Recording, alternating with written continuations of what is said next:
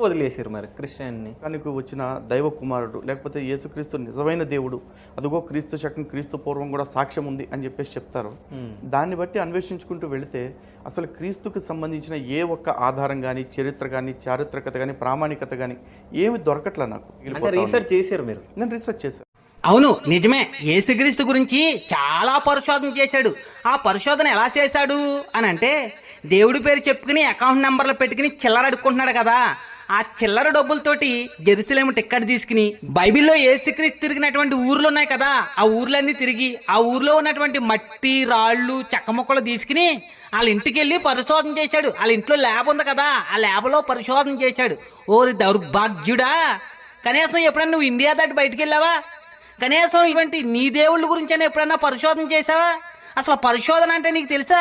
నీ దృష్టిలో పరిశోధన అని అంటే ఇంటర్నెట్లోను, ఫేస్బుక్లోను, వాట్సాప్